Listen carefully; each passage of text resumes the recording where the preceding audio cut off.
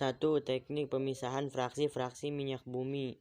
Minyak bumi merupakan campuran senyawa-senyawa hidrokarbon. Untuk dapat dimanfaatkan perlu dipisahkan melalui distilasi bertingkat, yaitu cara pemisahan fraksi-fraksi minyak bumi berdasarkan perbedaan titik didihnya pada kolom bertingkat. Komponen utama minyak bumi dan gas alam adalah alkana. Gas alam mengandung 80% metana, 7% etana, 6% propana, 4% butana, dan isobutana. Sisanya pentana.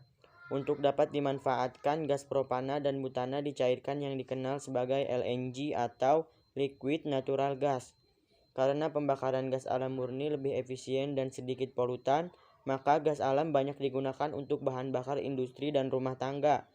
Dalam tabung kecil sering digunakan untuk kemah, barbeque, dan pemantik api.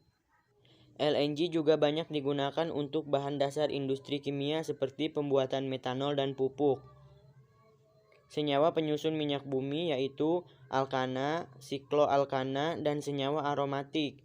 Di samping itu terdapat pengotor berupa senyawa organik yang mengandung SN dan O dan organologam. Dari hasil distilasi yang bertingkat diperoleh fraksi-fraksi LNG, LPG, petroleum ether, bensin, kerosin, solar, oli, lilin, dan aspal. Senyawa hidrokarbon parafinik dan aromatik mempunyai trayek didih masing-masing, di mana panjang rantai hidrokarbon berpanding lurus dengan titik didih dan densitasnya. Semakin panjang rantai hidrokarbon, maka trayek didih dan densitasnya semakin besar. Jumlah atom dalam rantai hidrokarbon bervariasi.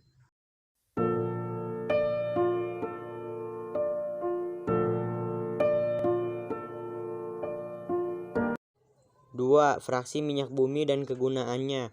Pada dasarnya sebelum didapatkan fraksi-fraksi minyak bumi yang dapat digunakan untuk berbagai kebutuhan, minyak mentah telah mengalami proses pemisahan dan cracking.